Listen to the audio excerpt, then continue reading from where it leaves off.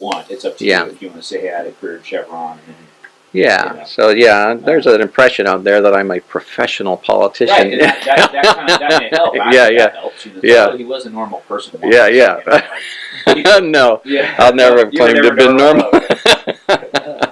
Great. Hi, I'm Mark Luce. I'm Napa County Supervisor representing District 2. We have 5 supervisors in Napa County divided up by districts. So some of you might vote for me, some of you probably don't.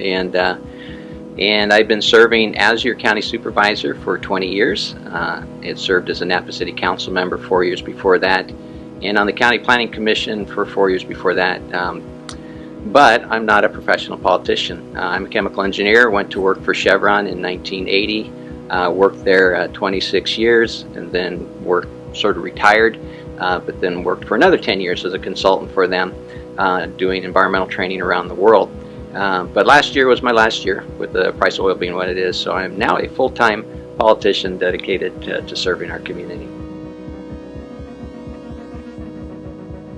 At one level, I think we have a healthy climate, because I think we have a very collaborative atmosphere in general compared to other communities where people go beyond the boundaries of political party and the like to try and work with one another on things that are important to our community.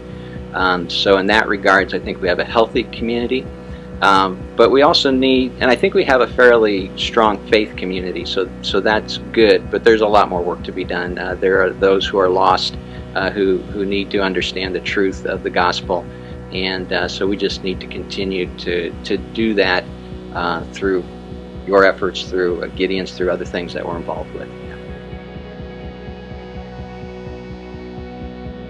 So one of the challenges in being in my position is really representing Christ to the community, because there's a good portion of the community that doesn't want to hear that you're a Christian, and yet you still want to represent who Christ is in that role. And I think the challenge there is to love as Christ loved us. That's the new command that he gave us, which represented going beyond just loving our neighbor. And so that, to me, means loving those who don't agree with me on a particular issue, trying to work with them on things that we do agree with.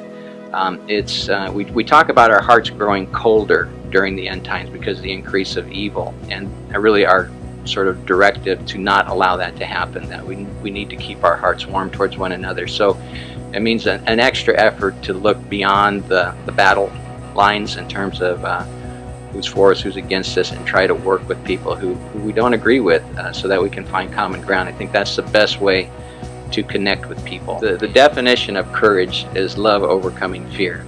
And that is, I think, the kind of love that Christ is commanding. It's to love even our enemies, to pray for those who persecute us, and you can just tell that's going to take courage. And so that means going outside of our comfort zone. And so that means, okay, I know I don't agree with this group of people on a lot of different issues, but we do agree on this, and I can work with them on that. And we don't have to fight about that issue while we work together on this issue. So, and as a politician, you can be misperceived. Oh, you're one of them, and so that's the risk you take in my role.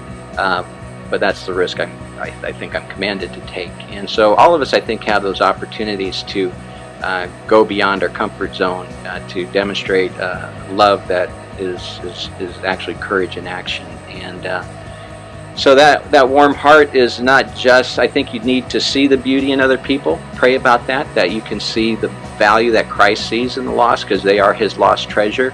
And it's very important that I think we go beyond duty, but actually have a passion for those people. But once, and then have the courage to reach out and tell them that. I think sometimes people probably don't believe they're beautiful, don't believe they have value in Christ's eyes, and you may be the only person that actually ever communicates that to them by going beyond your comfort zone and seeing what God sees in them, and that is extremely important and valuable. One thing I'll also mention is our Gideons do get together for a prayer breakfast every Saturday, and very often Hillside Christian and your pastor Eric Daniel is on our prayer list, and so we value you as fellow believers and partners in what we're doing in Napa, And so thank you, Hillside, for all that you do. I can think of many things that you do in terms of outreach to our community. We appreciate it, and keep up the good work.